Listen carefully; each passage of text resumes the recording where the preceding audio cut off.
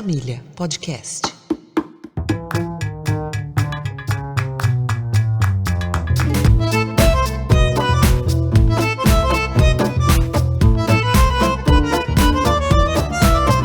Olá, esse é o 31º podcast do Coletivo Sagrada Família. Sejam todos bem-vindos. Iniciamos hoje a nossa segunda temporada, 2021, quem diria. O podcast conseguiu render aí uma série de apresentações e hoje começamos o ano e esta segunda temporada com a presença do professor Derlei Menezes Alves, que será entrevistado, pelo nosso colega Daniel Plácido, esse camarada que já nos acompanha também há um bom tempo, membro aí do nosso coletivo. Tá ok? Então, agradecendo a presença de todos os nossos ouvintes, costumeiros ou os novos. E Daniel, é com você, já estendendo as boas-vindas aí ao professor Derlei.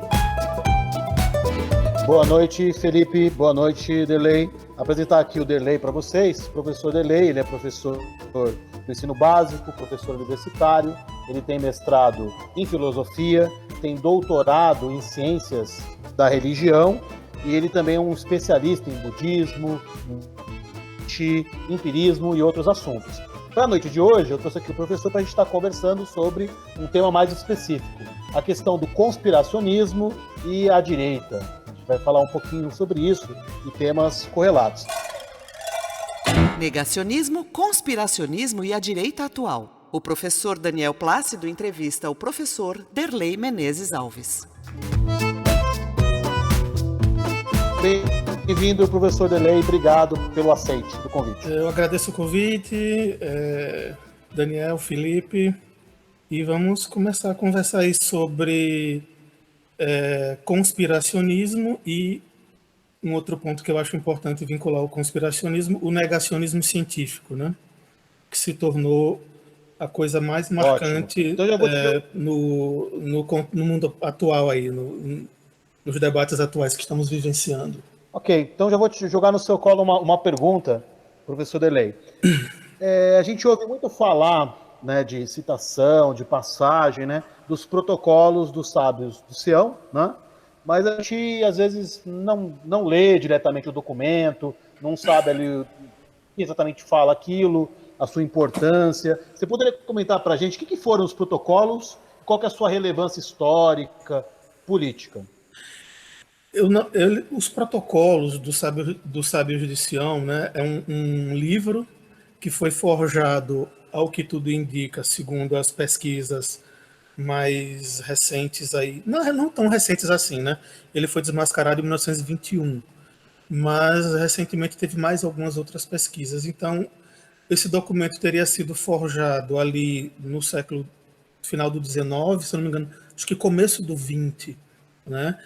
Tem um personagem chamado, deixa eu pegar o nome dele aqui, que foi contratado, segundo os relatos, né, o cara chama Golovinsky, Matia Golovinsky, pela polícia secreta russa para criar um documento produzindo um inimigo comum do regime, e esse inimigo comum foi escolhido os judeus, né? Como é que ele faz isso? Ele pega uma das fontes, né? Humberto Eco diz que tem mais algumas outras fontes, mas a principal, mais famosa, é um livro do Maurice Joly, que é um escritor francês, um polemista, né? Chamado Diálogo no Inferno entre Maquiavel e Montesquieu. Esse livro saiu no Brasil pela Unesp, alguns anos atrás. Eu tenho a edição dele, aquela coleção da Unesp de livros. Deixa eu ver se tem o nome aqui da coleção. Não tem, não. Pequenos Frascos. São livrinhos pequenininhos em capa dura, umas edições bem bonitinhas, né? E basicamente o que é que esse Joly fez? Ele escreveu esse diálogo. Obviamente, Maquiavel é a personificação do mal, da desonestidade, enfim, né? Todo esse preconceito que existe em torno do nome de Maquiavel. E ele faz esse livro como uma polêmica com o Napoleão III, né? E daí ele publica anonimamente, depois ele é descoberto, Napoleão faz uma perseguição, enfim. Mas aí esse Golovinsky pega esse livro e retira o nome Maquiavel e o nome Montesquieu e pega algumas passagens desse livro e coloca priorado de Sião, né, para dizer que são rabinos conversando numa reunião, né? E o Will Eisner, né, que é um grande quadrinista aí, imagino que todos vocês conheçam, escreveu uma versão dessa história, um quadrinho chamado O Complô, onde ele conta como isso aconteceu, utilizando uma mistura de quadrinhos. Ele coloca comparações do livro do Joly e dos protocolos, um do lado do outro, né, para mostrar como a coisa foi feita. E nesse prefácio desse quadrinho, o Humberto Eco que faz, ele aponta ainda algumas outras fontes. Ele aponta um autor chamado Eugène Sue, que escreveu alguns romances aí no meados do 19, na França, onde os jesuítas apareciam como vilões, né? Inclusive, isso foi uma coisa que eu não tinha percebido da primeira vez que eu li o quadrinho, dando uma revisadinha para a nossa conversa, foi que eu percebi que ele fala que existiu essa conspiração contra os jesuítas, né? Os jesuítas eram acusados lá no 17 de ganhar dinheiro ilegalmente, de se infiltrar nos reinos e nas igrejas protestantes para minar a reforma por dentro, né? E depois no iluminismo também vai surgir como uma tensão entre maçonaria e Companhia de Jesus. E aí na França, junto com o anticlericalismo da época, né, você vai ter essa demonização dos jesuítas. E daí é a mesma coisa, tira jesuíta, põe judeu, dá uma reescritazinha e vai compondo a forja, né? E também tem um outro cara chamado Hermann Goethe, que Humberto Eco menciona, que escreveu sob o pseudônimo de Sir John Radcliffe, né? Um texto onde ele narra como representantes das 12 tribos de Israel se reuniram no cemitério de Praga para tramar a conquista do mundo. Tudo isso vai ser absorvido também pelos escritores dos protocolos. Então, o interessante, o que é dessa obra, né? É o fato de que ela foi desmentida, ela vira e mexe, é desmentida de novo, ela já foi analisada, a gente já sabe de onde ela vem, todo o DNA dela, vamos dizer assim, já foi desmontado, mas isso não importa quando o livro está jogado na internet ou quando alguém, num grupo de pessoas, chega e diz que tem um segredo para contar sobre os judeus e mostra nos anos 90, pelo menos, foi quando eu tive contato, né, com isso, era uma xerox sem encadernação, num envelopinho plástico, que você tinha que conquistar a simpatia da pessoa para que ela lhe emprestasse ou autorizasse você a tirar uma cópia, entendeu? E aí você só lê aqueles textinhos ali. Você não sabe do contexto, nem nada disso, né? E isso é um ponto importante dessas teorias, né? Elas são desmascaradas, mas isso não importa tanto, porque uma nova geração que não leu o desmascaramento pode pegar o livro fora de contexto e ser cooptada se tiver algum grupo trabalhando com isso. Tanto é assim que tem muitas traduções desse texto ainda hoje.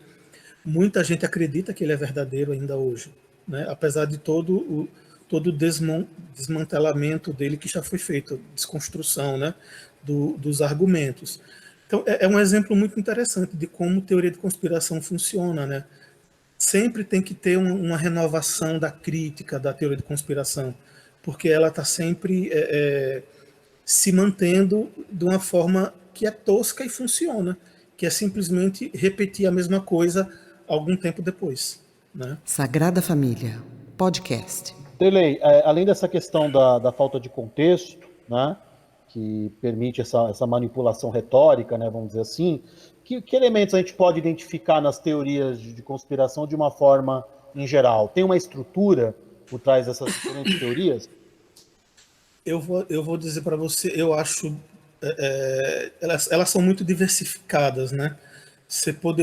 A gente poderia pensar nelas categorizando, fazendo uma taxonomia dos vários tipos, por exemplo, para entender as várias mutações que elas apresentam, né?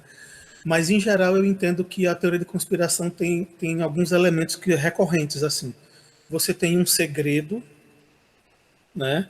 Esse segredo está sendo mantido porque manter esse segredo de alguma forma que é muito vaga e mal explicada, né?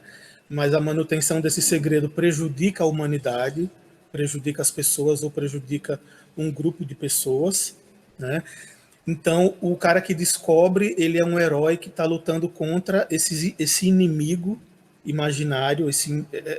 Pode ser um inimigo imaginário, uma pessoa, né, que existe, mas que não é o inimigo, como o Jorge Soros, né, o grande inimigo, o grande irmão da grande teoria conspiratória brasileira que o Meteoro Brasil analisa lá, né? Pode ser uma pessoa ou pode ser uma instituição que sequer existe, ou que existe, mas tem uma função diferente daquela que o conspiracionista acusa. Então você tem o segredo, tem o inimigo que esconde o segredo e tem um herói ou um grupo de heróis que desmascaram aquilo ali, né? E tem esse apelo de que quando eu sei o segredo, eu estou numa posição melhor ou superior àquelas pessoas que não sabem. Eu fui liberto da Matrix, né? Inclusive a extrema-direita usa muito a metáfora da pílula da Matrix, né? Para se justificar, né? Para dizer que quando você engole os argumentos deles, você está, na verdade, se libertando, quando não é nada disso, né? Mas a retórica é essa, porque a conspiração tem isso. Então, quando eu sei o segredo, eu me liberto, eu ajudo as outras pessoas. O que eu acho curioso é que, assim, nunca fica claro para mim qual é a vantagem de se manter certos segredos que os conspiracionistas falam, né? Por exemplo, se a Terra realmente é plana, para falar de uma bem boba, né, que não tem nem fundamento, mas existe ainda assim, qual é o sentido de manter isso um segredo? Em que sentido isso controla as pessoas? Entende? Não faz sentido nenhum. E aí tem outro ponto importante, na minha opinião, que quando a gente for falar um pouco de negacionismo, eu posso trazer isso também. Não é só uma questão de fazer sentido, não é só uma questão de ter uma estrutura pseudo-racional ou uma emulação de racionalidade ou de cientificidade, né? Não é só isso, é uma questão emocional. O conspiracionismo, ele apela para uma dimensão emocional. Ele tira você do seu comum, do seu cotidiano comum. Ele lhe coloca numa posição diferente. Você agora é membro de uma sociedade secreta. Você tem um mistério que só você sabe e você pode olhar para as pessoas de cima agora, mesmo que você não esteja acima de ninguém. Se você pensar socialmente, por exemplo, né? É como se ele fornecesse uma compensação, né? A posse desse segredo imaginário, vamos dizer assim. E, Derlei, aproveitando que você citou, né, aquele material do Meteoro que você me passou, né, eles falam de um autor que é o Walker, né, não lembro o primeiro nome dele, Sim, agora é só o sobrenome, ele chega a estabelecer Jesse Walker, né, ele chega a estabelecer uma tipologia das teorias conspiratórias. Você poderia falar um pouquinho para a gente desses tipos, né? Primeiro, é importante recomendar o livro do Meteoro Brasil, né? Tudo que você precisou desaprender para virar um idiota, né? O título já deixa bem claro o objetivo do livro, né? São capítulos curtos, muito acessíveis, com uma pesquisa muito boa, com referências muito boas para que você possa aprofundar algumas coisas em cada tema, né? E o primeiro capítulo é exatamente o que você falou, é sobre teorias conspiratórias, né? E eles colocam, né? Elas são irrefutáveis, mas isso não as torna verdadeiras. Elas são irrefutáveis porque elas colocam o adversário num argumento, né? Numa arapuca lógica. Porque a ideia delas é a seguinte: o cara diz a teoria conspiratória e você diz que ele está errado e você cita uma fonte e ele vai dizer, mas essa fonte faz parte da conspiração. Então você não, o cara ele se coloca ele está com um colete à prova de balas conceitual, vamos dizer assim, né? Porque ele sempre vai poder apontar para você e dizer, esse autor faz parte da conspiração. Ele nunca vai aceitar o argumento razoável. E aí ele cita dois estudiosos, um é o Jesse Walker e o outro é o Michael Barkun, né? O Jesse Walker faz uma classificação topológica que ele coloca em cinco classificações baseadas no critério de onde vem o inimigo, né? Aí ele diz que a primeira classificação ele coloca primeiro o inimigo externo. Então, na primeira o inimigo vem de fora. Ele é o imoral, é o violento, é o perverso, né? É o judeu para a primeira metade do século XX, né? Para a segunda metade do século XX é o muçulmano, mas continua sendo aquele que vem de fora, o que é externo, né? Inclusive, toda a leitura dos protocolos vai ser editada, né? E você vai ter agora uma conspiração onde você tem muçulmanos e marxistas trabalhando juntos, não mais muçulmanos e judeus, né? Tem todo um discurso também nesse sentido aí. Então, tem o inimigo externo, o segundo é o inimigo interno, quando ele é o inimigo que está em nosso meio, nós não conseguimos saber quem ele é, né?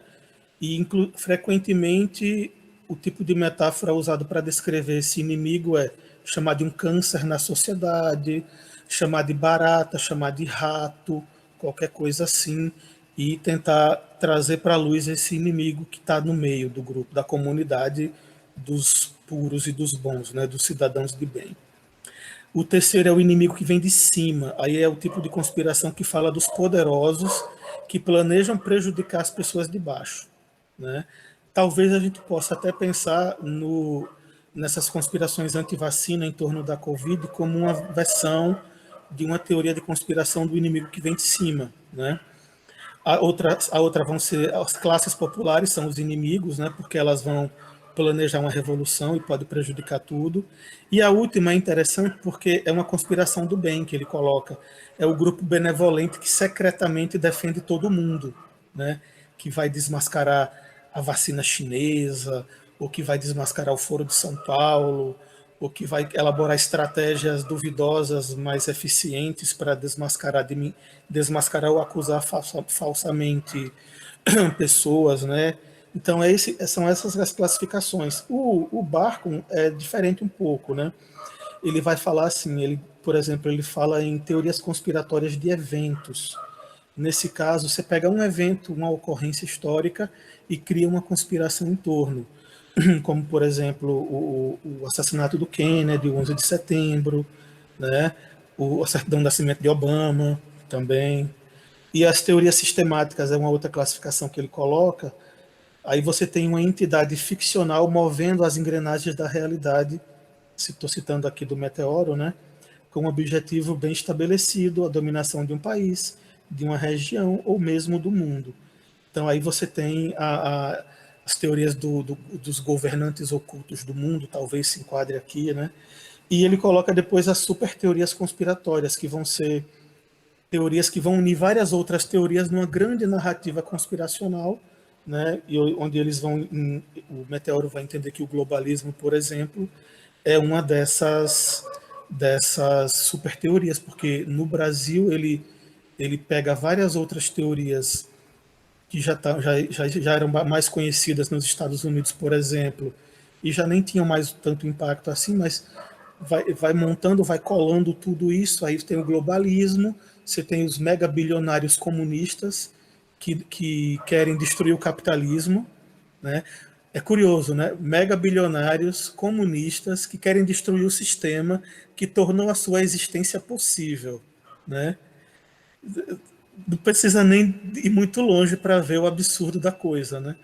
E aí o Jorge Soros vai nessa onda aí, Foro de São Paulo e todas essas coisas. Aí os exemplos só vão crescendo, porque como elas são narrativas que não precisam de tanta racionalidade assim, basta você juntar, vai colando de um modo meio, uma bricolagem mesmo, né? Faz um mosaico, e esse mosaico, bem ou mal, pode ser atrativo para muita gente, especialmente se você usar, além da retórica racional, você usar a retórica do pavor moral, né? Falar os comunistas vão devorar nossas crianças, vão ensinar as crianças a se tornarem gays ou lésbicas ou qualquer coisa assim. São os mesmos argumentos desde o século XIX. Vai mudando só a estratégia de difusão do argumento e vai se renovando uma coisa aqui, outra ali, trocando um inimigo por outro, mas vai mantendo uma estrutura, né?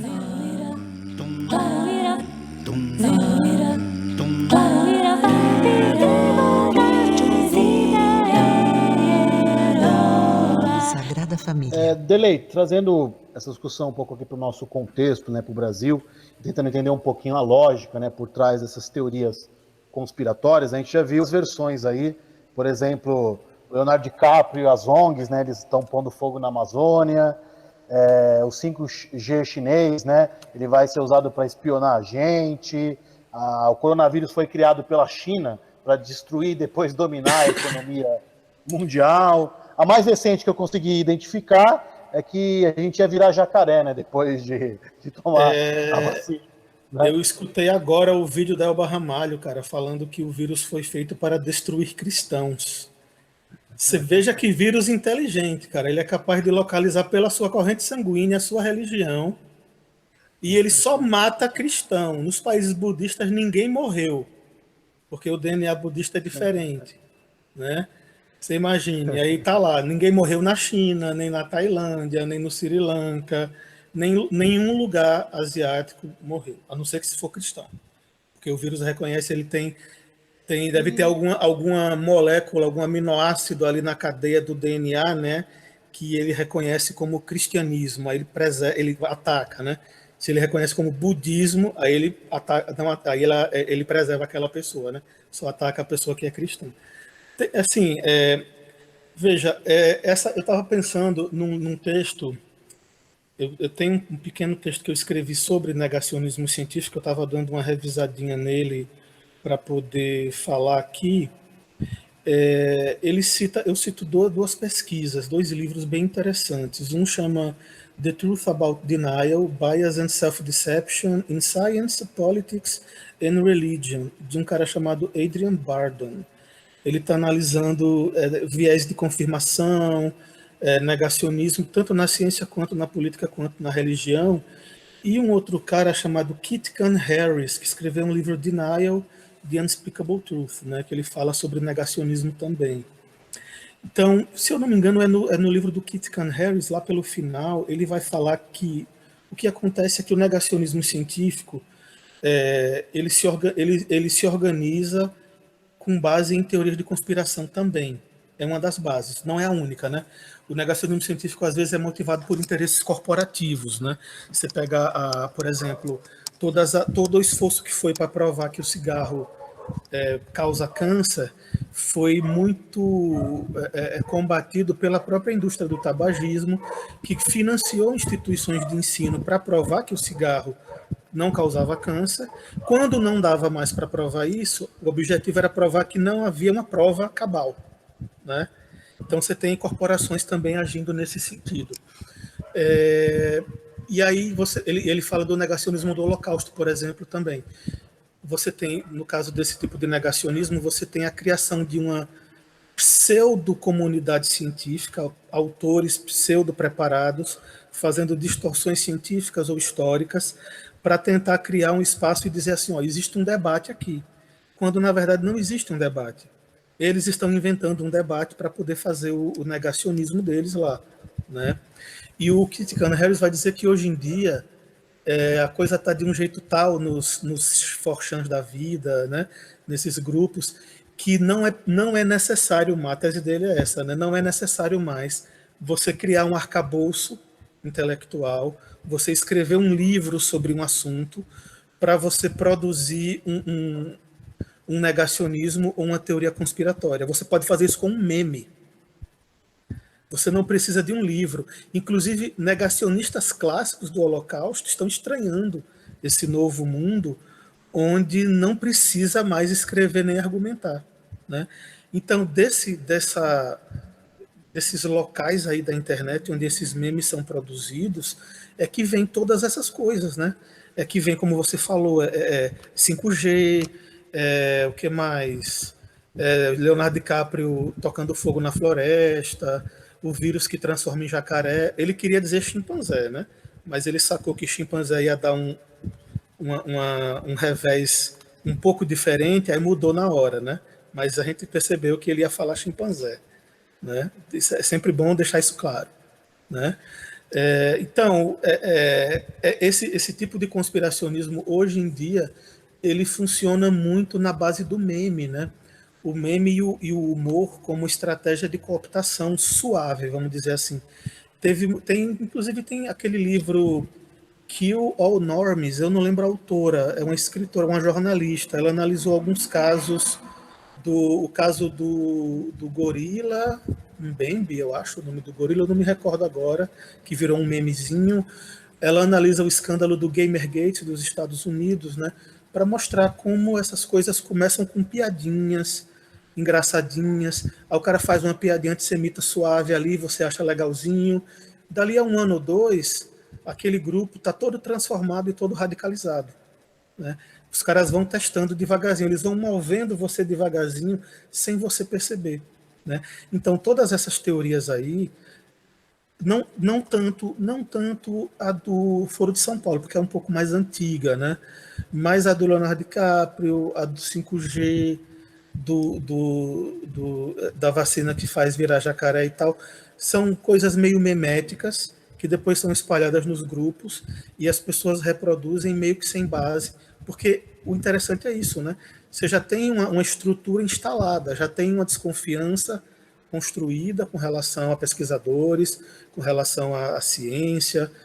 É só você fazer a piada da ineficiência da ciência, a piada contra o Átila, né, que é o maior injustiçado da pandemia, na minha opinião, é Átila Yamarino, porque o cara só fez projeções, ele pode ter até feito uma coisa ou outra meio de um modo muito conservador, vamos dizer assim, mais rigoroso, mas o cara fez tudo baseado nos dados disponíveis em cada momento, né?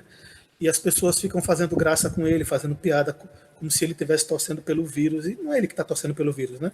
Tem um país inteiro trabalhando pelo vírus hoje em dia, né? Nós somos um país trabalhando pelo vírus hoje em dia, né? Basta ver aquele perfil lá do Instagram, Covid Fed Brasil, que eles estão colocando vídeos de várias festas clandestinas e tudo mais, assim. Enfim, cabe a pessoa procurar isso aí. Então, esse é um ponto interessante. Vou dar um exemplo curioso, né? A pistolinha que mede a temperatura, né? Quando começaram a usar nos supermercados, não sei se usa em outro lugar, como eu só estou indo em supermercado, é onde eu vejo. Era na testa, né? Que eles disparavam aqui bem no meio da testa, assim, para medir a temperatura. Aí, depois de um tempo, começou a rolar uma história no WhatsApp de que o raio faria algum tipo de prejuízo para o cérebro. Eu não lembro se era um câncer, se alterava a pineal, se mudava o DNA, era alguma coisa desse tipo. Aí começaram a disparar no pulso, né? Curiosamente, os dois métodos não são muito bons para medir a temperatura. No pulso é bem menos, né? Na testa é um pouco mais preciso. No pulso é bem menos. Dia desse eu fui entrar no supermercado, botei meu pulso lá, porque não adianta você dizer para botar na testa, o cara já vai no seu braço. A minha temperatura deu 32 graus. A temperatura média do corpo humano é 36 e pouquinho. 32 você está morto, né? Você tem que botar você numa banheira de água quente para poder ver se salva a sua vida. E o rapaz me mostrou na maior alegria do mundo, aí deu 32, você está muito bem. Porque você não está nem com febre, está com menos do que febre. Faltou só dizer isso, né? Então, assim, eles espalham isso, e aí depois, recentemente eu vi um áudio aí de algum desses pastores falando sobre a marca da besta, que vai ser na testa, que vai ser no pulso e não sei o quê. Veja, eu tenho certeza que é o mesmo grupo que criou a ficção de que tem que ser no pulso, usa o argumento, no pulso, é a besta, para poder reforçar essa ideia, entendeu? Então, assim, é esse tipo de coisa que se espalha pelo WhatsApp sem precisar escrever nada, nenhum artigo científico. O cara bota uma foto de qualquer coisa, bota uma frase e pronto. Uma semana depois, todas as lojas estão medindo sua temperatura pelo pulso. Sagrada Família, podcast. É interessante, e me permitam uma colocação aqui, professor, e ao mesmo tempo já preparando uma pergunta, que essa questão dos memes, né, que você citou, e principalmente a recorrência dessas táticas, né, de busca de um inimigo, do estabelecimento de algo, né, maléfico, que esteja nas sombras ou não, né, evidente ou não, é algo que a gente percebe ao longo da história, é claro, né, mais recentemente, já desde o final do século XIX, ao longo do século XX, com mais detalhes. E aí, você falando dos memes, inevitavelmente eu lembrei dos cartazes espalhados, né, pela Alemanha nazista, né, sempre com algum tipo de, como se diz, uma maquiação, né, uma maquiagem, melhor dizendo, em torno da realidade, uma tentativa de justamente deteriorar a imagem de determinados grupos, né? Então, você citou a questão dos ratos, né? Sempre utilizados aí como um elemento muito comum, barata, esses animais, né? Visto como nojentos, né? Traiçoeiros, que ficam nas sombras, sempre com piadinhas e tudo mais. Então, eu inevitavelmente lembrei disso. Eles não tinham a tecnologia dos memes, mas se serviam muito bem das técnicas que existiam, né? Lembrar, por exemplo, a atuação, por exemplo, do governo norte-americano, isso fica bem evidente no documentário O Dia que Durou 21 Anos, né? O uso, né, do cinema, por exemplo, como forma de criar, né, essas maquinações, esses negacionismos. Recentemente eu recebi um áudio via internet que a mulher falava de um plasma que seria colocado no nosso sangue pela vacina chinesa e que o plasma poderia incutir, ativar ou não doenças, mas no fim das contas era tudo um grande projeto para o retorno de Jesus, né? É um negócio interessantíssimo. Depois o Daniel tem o áudio, ele pode compartilhar com você, assim, é algo... o bizarro se torna... É divertido aquele momento para você ouvir enquanto você come uma pipoca, toma um refrigerante, né? Mas é um verdadeiro absurdo. E tinha também o lance do meteoro, aparecia o meteoro lá no fim das contas, mas tudo preparando o retorno do divino. Mas o que eu queria, salvo essas anedotas, é inevitável a gente não fazer um pouco de xiste, né, diante desses absurdos, mas voltando à seriedade do tema, e ele é realmente bem sério, porque esses negacionismos e essas, como o pessoal costuma dizer, né, nas aulas sobre iluminismo, essa tentativa de mistificar a realidade, né? A palavra seria bem essa mistificação das coisas, mas no sentido de... Um encantamento, talvez? De reencantar o mundo? Mas no sentido propriamente de uma mistificação no sentido de algo que não é real, né? Quando se fala disso, ou seja, que não tem racionalidade ou coisas desse tipo, né? Mas o interessante de tudo isso é pensar justamente o aspecto do medo, né? O quanto isso serve também para incutir o medo nas pessoas. E como o medo ele tem um valor, né, estratégico, né, para a política muito grande, né? Eu queria que você falasse justamente disso, né? Eu queria comentar um pouco como o medo está atrelado, né, a essas maquinações, né, no sentido de mistificar a realidade, de negar a realidade, né? Fala um pouco também do aspecto do medo. Eu acredito que é um fator fundamental, né? Alguns falam em pavor moral, né?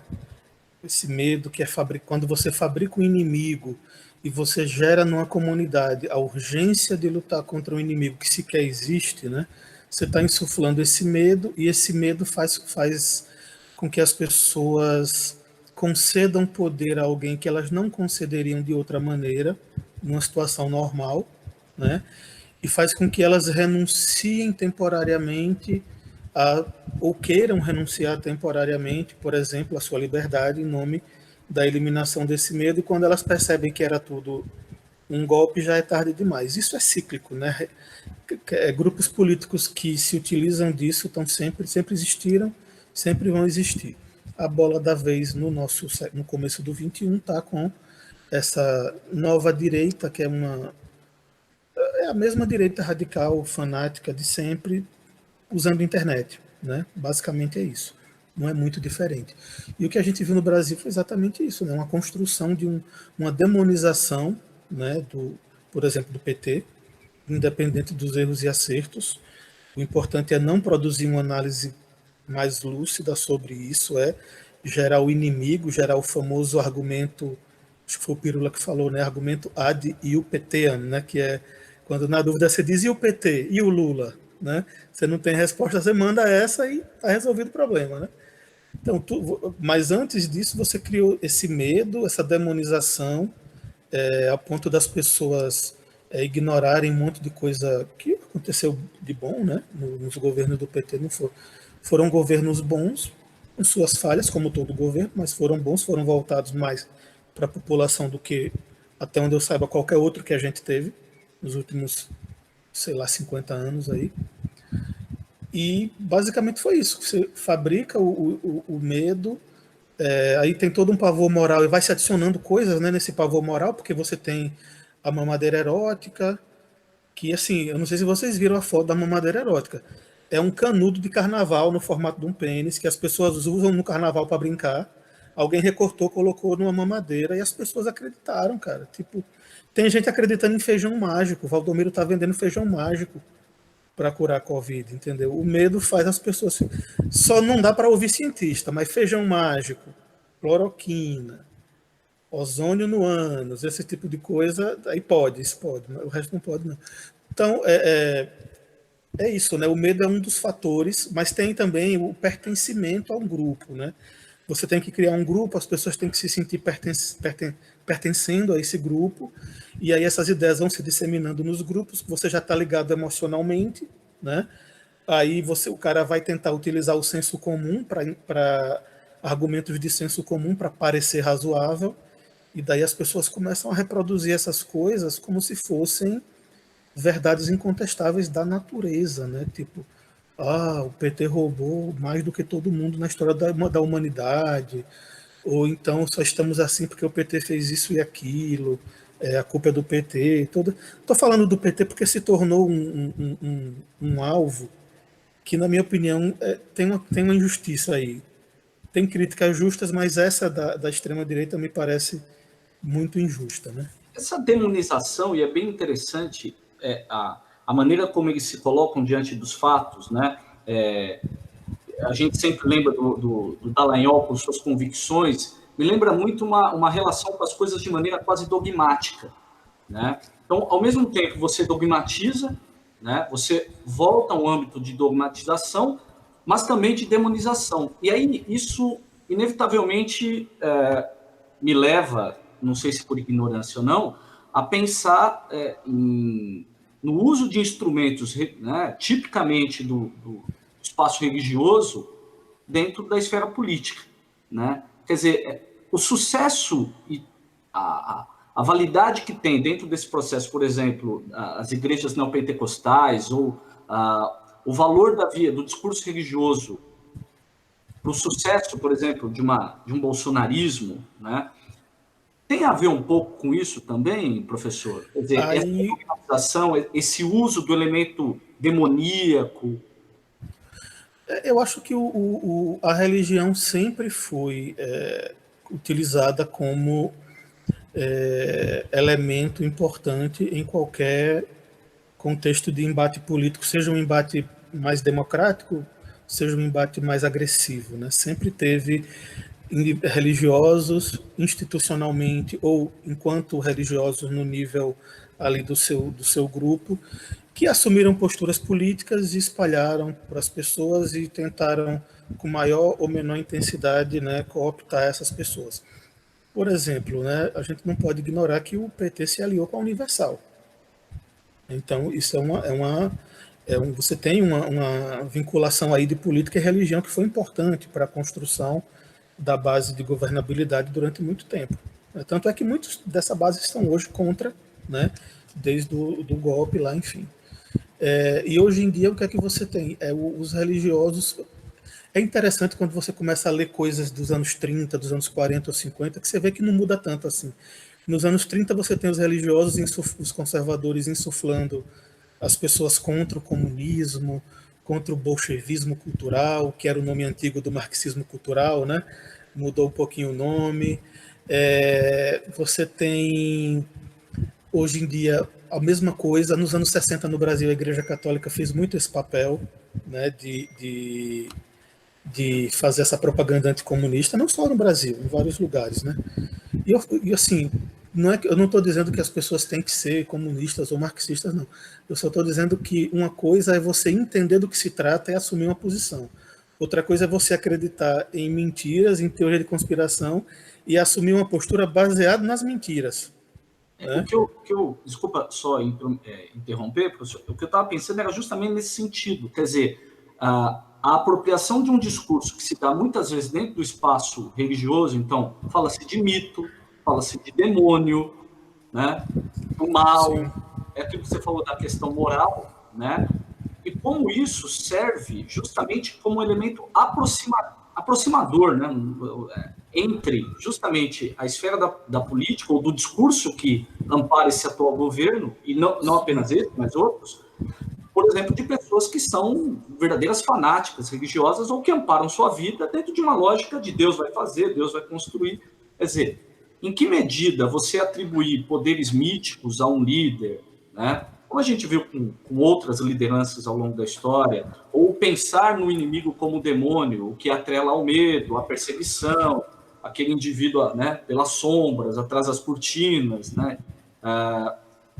Quer dizer, nesse tipo de uso, né? É isso que eu estava pensando, esse medo também como algo, é o desconhecido, mas, quer dizer, não é tanto desconhecido, você até sabe o que é, né? Mas você não o percebe, né? Ele está por toda parte, como o demônio estava, né? Por toda parte lá na sociedade medieval. Talvez as redes sociais tenham contribuído no sentido de radicalização das pessoas, né? Porque eu não sei se vocês devem lembrar de um tempo em que a gente tinha os amigos que votavam no PSDB e eram amigos nossos.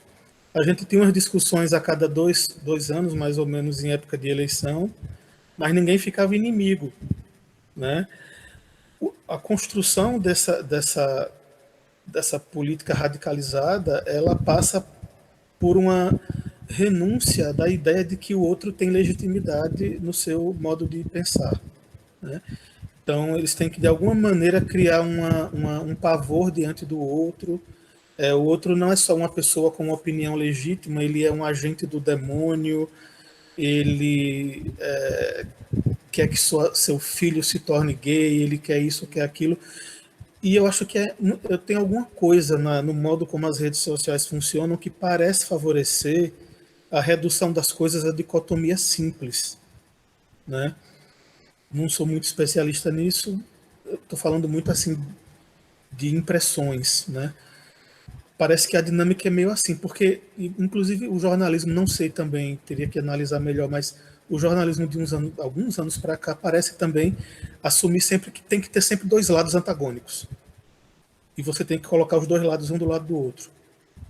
Mas às vezes não, às vezes você tem um cara que acredita que a Terra é plana e a verdade sobre a forma da Terra, né? Tem um que diz que está chovendo e tem a verdade de que está um dia ensolarado.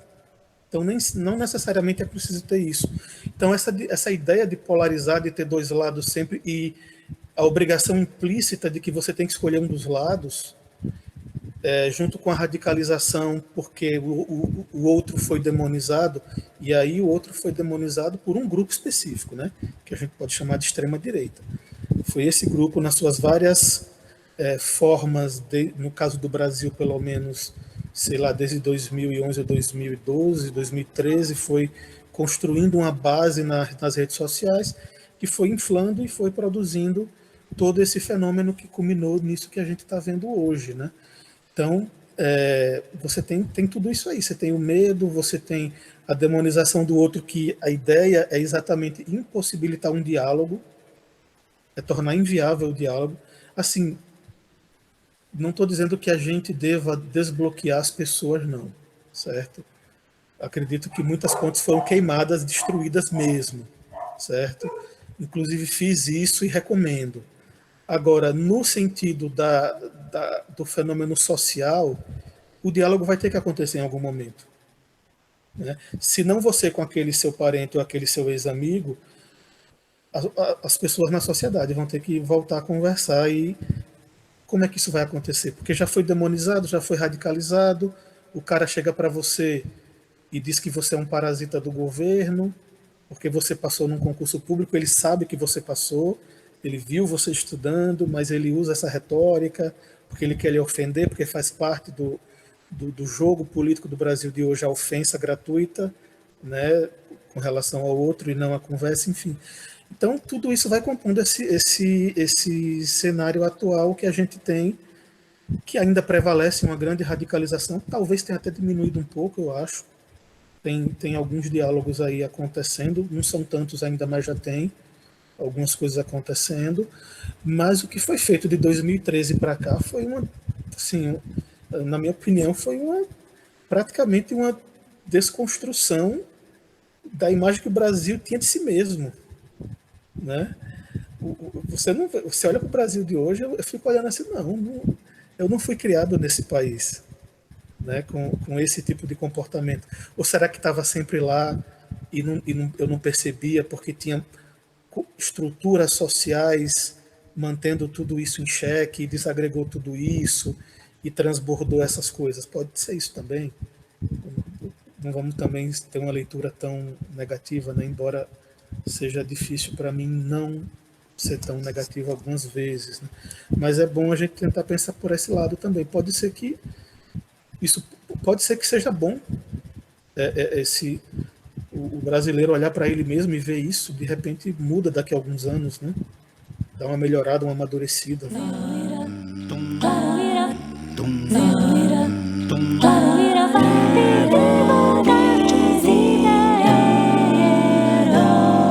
Sagrada Família. Oderley, eu queria te perguntar, será que a esquerda também, às vezes, ela não digo conspiracionismo, né? Mas eu já vi fake news de esquerda, né? A esquerda também não se utiliza dessas ferramentas aí que são potencializadas, né? Pelas redes sociais? Sim, bastante, né? Eu mesmo, em vários momentos, inclusive de descuido, acabei compartilhando uma fake news ou uma notícia com um certo tom ali que não era muito correto, né? E de tanto perceber depois, por indicação de amigos, ou porque percebi mesmo depois a merda que eu tinha feito, comecei a deixar de seguir alguns sites, né, que espalham esse tipo de fake news. E depois, com o tempo, você acaba reconhecendo um pouco, né, o tom.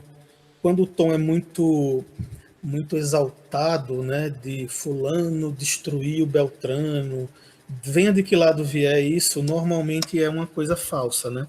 Normalmente, ou falsa ou cheia de boa vontade para com aquela pessoa que eu tenho simpatia, né? Por exemplo, tem um debate, o cara recorta, faz um clipe, o outro recorta, faz outro clipe. Quem não for ver o debate todo não vai saber exatamente o que aconteceu. Mas de vez em quando tem também, né, algum negacionismo.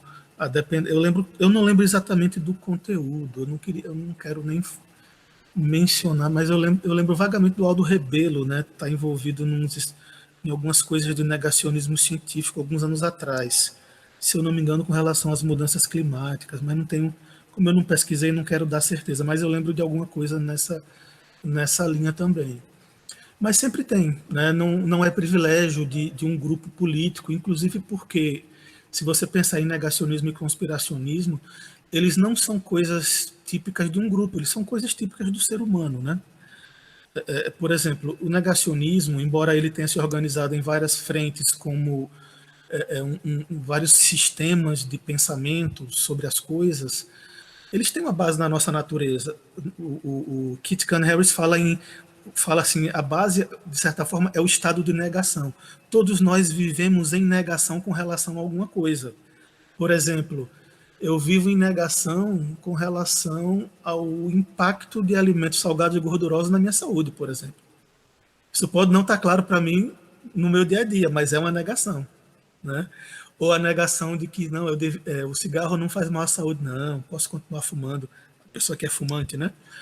É um tipo de negação, né? É na base desse tipo de negação que o negacionismo vai se constituindo, né?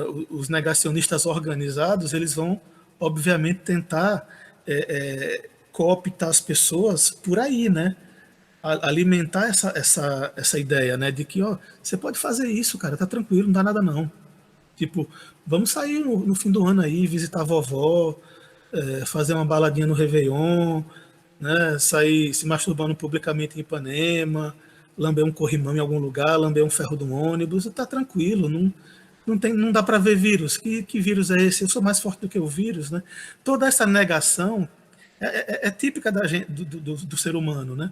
O negacionismo é que vai se tornar um sistema coerente de negação, né? Para favorecer, a depender do que você está negando, favorecer interesses. Negacionismo do cigarro, negacionismo do Holocausto, negacionismo da eficácia das vacinas, que é diferente do medo que as pessoas tinham de vacina alguns anos atrás. O negacionismo com relação às vacinas é uma coisa que tem um cara, ele escreveu um artigo, foi desmentido, mas ele continua falando sobre isso. E ele alimentou todo o surgimento desse movimento anti-vacina atual que a gente está vendo aí, que está sendo desse movimento que está saindo os argumentos contra as vacinas contra o Covid, né? Quem está negando a eficácia das vacinas vem desse movimento aí. Eu estava vendo um dado esses dias, o Brasil teve zero casos de sarampo em 2 anos, pulou para 14 mil. O governo não tem feito campanhas de vacinação regulares.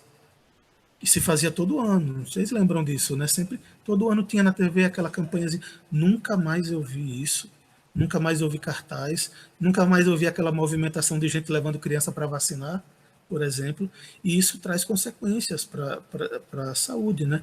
O negacionismo com relação à Covid, eu acho ele muito interessante porque você pode morrer por causa dele, ou seja, a fatura dele chega muito mais rápido, né, por um lado, e mesmo assim ele ainda persiste. Né? As pessoas ainda persistem em acreditar que dá para fazer uma série de coisas que não dá para fazer. Enfim, o que não falta é mau exemplo por aí, né? Mas é isso, você tem, ao mesmo tempo que, por exemplo, quando você nega alguma coisa de história, ou de filosofia, ou de sociologia, o impacto disso não é tão evidente, vamos dizer assim. Né? Ele tem um impacto, mas não é tão visível e às vezes demora um pouco para chegar. Quando você nega que existe um vírus, que existe de fato, né? Você pode ficar doente em decorrência disso e morrer. Né? Como temos muitos casos que aconteceram disso.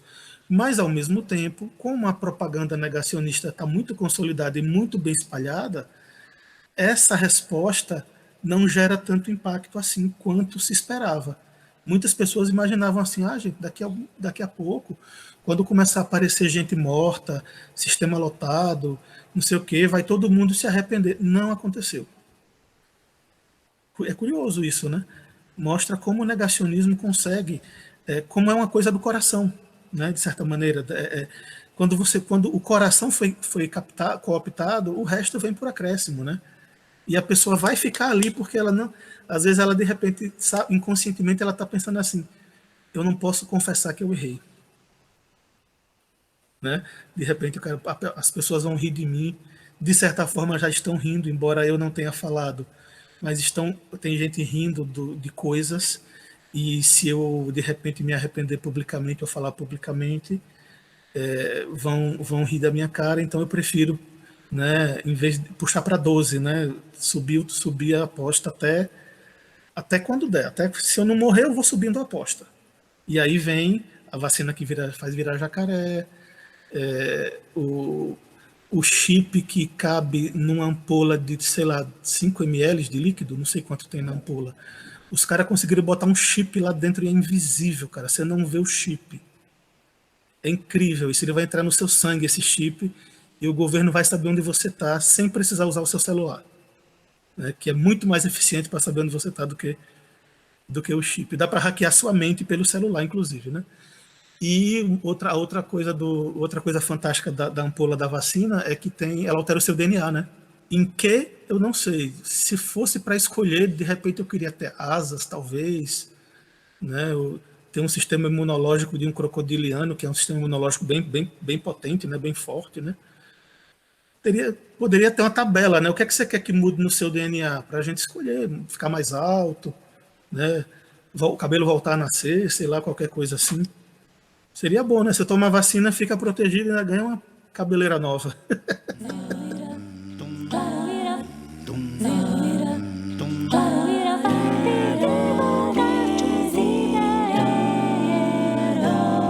Sagrada Família. Delei, para a gente já encaminhando aqui para o encerramento, eu queria te fazer uma última pergunta, né? A gente sabe que as redes sociais, elas potencializaram, né, as fake news, as teorias conspiratórias, né? É meio ainda uma terra de ninguém, né? pela forma como as notícias se espalham rapidamente, sem checagem das fontes, da credibilidade, e não há um controle, né, centralizado. E como você acha que a gente pode começar a combater essas teorias conspiratórias, o negacionismo e também as fake news? Veja, eu não pretendo, obviamente, dar nenhuma resposta completa, exaustiva ou definitiva sobre esse assunto, né? Eu tendo a pensar em 3 frentes, pelo menos, né, o que eu consigo enxergar aí. Primeiro, uma coisa que demanda tempo, que é uma boa educação científica. Como é que a gente faz uma boa educação científica? Não vai ser promovendo um livro didático nem criando uma matéria, é explorando os espaços de sala de aula, né? Tanto os professores das áreas de ciências naturais quanto os professores das demais áreas. Eu pensei, por exemplo, como estratégia nesse sentido, dentro das possibilidades que a aula permite, ensinar o aluno como se faz uma pesquisa, como se prova alguma coisa cientificamente, fazer o aluno entender os princípios da atitude científica, mediante conhecimento da própria história da ciência mesmo, às vezes dando exemplos históricos, né? E aí você vai fornecer para o aluno, para o jovem, no caso, instrumentos conceituais e práticos. Você não vai só dar ele, você não vai só dizer para ele a Terra é redonda ou a Terra é esférica. Você vai explicar para ele todo o debate que teve na época de Galileu e todos os argumentos envolvidos e as experimentações envolvidas que levaram à afirmação de que a Terra seria esférica e não plana, né? Porque a ciência tende a operar de outro jeito, né? Você pega o livro didático e você reproduz o conhecimento do livro didático. Eu acho que a gente tem que criar alguns espaços onde não aconteça apenas isso, né? E assim, com esses instrumentos, a gente está, eu acredito, né, que se não for 100%, vai ser um número bom de indivíduos, de jovens, né, que vão aprender a pensar. E aprendendo a pensar, eles vão aprender a reconhecer conspiracionismo ou pseudociência, e não vão cair no negacionismo, né? Depois, um outro ponto, ingressar no debate público, mostrando as falácias que os negacionistas e conspiracionistas utilizam em cada campo. Aí é um esforço coletivo da comunidade científica mesmo, não é de uma pessoa só, nem de duas. Tem que ter várias pessoas fazendo isso em vários campos para tentar ganhar visibilidade, para tentar ocupar um espaço público aí e deixar aquela informação ali online para que alguém possa ler, ouvir ou ver aquele vídeo, enfim, né? Sabendo, claro, que tem as limitações, o conspiracionismo tende a se espalhar mais fácil, porque é mais interessante, ele tende a se proteger melhor de críticas, mas isso não importa. O importante é que a gente coloque o pensamento crítico como um convite mesmo. Dá para perceber por aqui que não é bem assim. Se você aplicar algumas regras, você vai perceber, vai descobrir coisas também. Sempre usando, na medida do possível, uma linguagem voltada para todos os públicos possíveis, né? Pode ter um pessoal mais com a linguagem mais sofisticada, mais acadêmica, para atender um certo grupo. Pode ter um grupo com a linguagem mais acessível, e inclusive pode ter gente fazendo piada, fazendo meme, né? Meme de política para corrigir o outro meme de política, ou meme científico para criticar a pseudociência. Eu acredito que isso funciona também. E o terceiro ponto, na minha opinião, entender a dimensão também do desejo individual que o conspiracionismo e o negacionismo satisfazem, porque essas coisas elas nos dão uma certa sensação de bem-estar. Então é preciso que isso seja entendido também. Utilizando aí esses autores que eu citei, né, a gente pode entender o negacionismo como um mecanismo de ocultação do desejo. Seria importante, então, trazer o desejo para a luz. O que é que eu estou negando quando eu me torno negacionista, por exemplo? Né? Que desejo eu não estou expressando claramente quando eu me engajo numa teoria de conspiração? Certo? Pode ser um ressentimento, pode ser um fracasso emocional, um fracasso profissional, pode ser qualquer coisa, né? E importante criar um espaço onde a pessoa possa tomar consciência disso, né? Porque aí é ele que tem que ver, né? No caso, o negacionista, o cara que está imerso naquela coisa lá, não é uma outra pessoa que tira você de lugar nenhum, é você que sai quando você percebe, e para você perceber, você tem que ter instrumentos. Então, eu acho que essas coisas são caminhos possíveis, embora eu acredite que não seja uma respostas mágicas, né, que vão conseguir resolver, porque o problema é muito, muito grande mesmo, né? Quando você pensa, se a gente pensar que tem gente acreditando em feijão mágico, né? Que tem gente acreditando em qualquer coisa que você ofereça como cura, menos a pesquisa científica, né? Menos os dados científicos, é um caminho longo mesmo, assim, né? Muito longo mesmo. E o mais importante, um outro ponto importante, saindo dessa dimensão da educação especificamente, e entrando um pouco na questão da religião, né, é preciso que os grupos religiosos, as pessoas religiosas, né, que têm bom senso, certo, se tornem cada vez mais uma voz dissonante importante nas suas comunidades. Tá? Porque não é o ateu da internet que vai chegar apontando o dedo dentro de uma igreja e mudar tudo. Certo? Nem é esse, na minha opinião, isso nem deveria ser uma coisa que a gente acreditasse que poderia funcionar. A questão é dentro das próprias comunidades religiosas que as pessoas devem assumir posturas e trazer, como eu gosto de falar assim, que a melhor exegese é aquela que ajuda mais pessoas, né?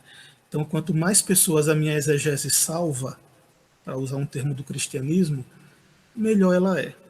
Então, as pessoas que têm uma interpretação da sua tradição religiosa mais ampla, mais inclusiva, mais tolerante, essas pessoas devem se tornar vozes importantes, certo? Porque, senão, não vai chegar naquela pessoa mais simples que não tem formação nenhuma, que não tem hábito de leitura, e que o hábito de leitura dela é a Bíblia diariamente ali, ou no domingo, ouvindo o pastor ou ouvindo o padre. Né? Então, os religiosos, eu acredito que dentro das suas tradições, especialmente dentro do cristianismo, né, que é a tradição mais importante no Brasil, tem que tentar, pelo menos, mudar um pouco essa tendência que produziu coisas absurdas como padres fazendo sinal de arma dentro da igreja, né, pessoas assumindo esse discurso belicista, assumindo o discurso armamentista dentro da igreja, né, que segue um cara que não recomendava, né? O único caso, também, aí vocês que conhecem mais podem me corrigir, né? A única ação mais agressiva de Jesus, por assim dizer, foi expulsar religiosos desonestos de um templo, né? Ou teve alguma outra coisa, né? Acho que a ação dele mais forte foi essa. Eu não vejo muito como justificar esse cristianismo agressivo, né? Eu postei recentemente um memezinho que é uma faixa onde a pessoa diz assim: eu quero que a pessoa que queimou a outra faixa morra de câncer. Amém, Jesus. Né? Esse tipo de cristianismo eu acredito que tem que ser revisto, tem que ser abandonado. E só as pessoas religiosas dentro das suas comunidades podem fazer isso. Né? Sagrada Família, podcast. Ok. Felipe, você tem mais alguma pergunta? Eu encerrei aqui. Não, muitíssimo pelo contrário. Na verdade, perguntas a gente tem muitas, né? Se deixar, a gente fica o resto da noite, passamos dias aqui debatendo, porque o assunto, eu imagino, nós que temos uma certa tara pelo conhecimento, né? O assunto não se esgota, né? Cara, eu comprei esse livro do Jesse Walker para Kindle, bicho. O livro é gigante, são várias teorias. Porque, assim, teoria conspiratória e negacionismo não tem necessariamente uma base teórica, né?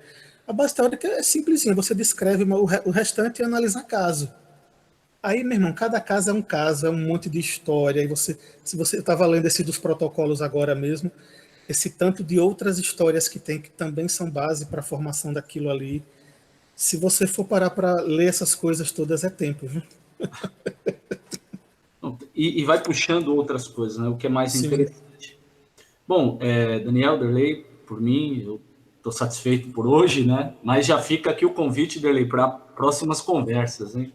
Estou disponível. Inclusive falar de budismo também. Falar do budismo. Meu livro vai sair, né, esse ano. A minha tese vai virar livro, aí vai sair. Quando sair, se vocês quiserem fazer alguma coisa... Vamos fazer. Estou interessado em divulgar. Com certeza, vamos fazer. Será um prazer, com certeza. Sagrada Família, podcast.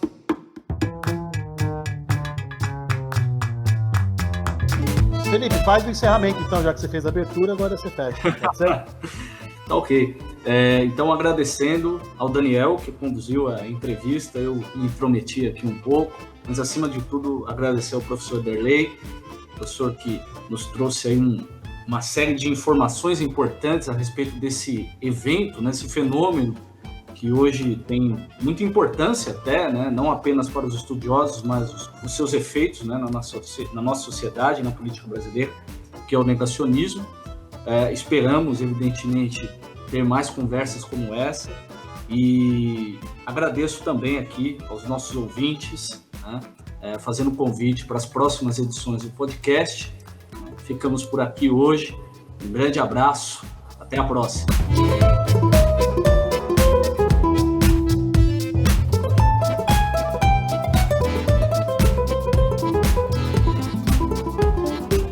Escreva para nós pelo e-mail sagrada.familia.podcast@gmail.com ou através dos nossos perfis nas redes sociais, Twitter, Facebook e Instagram.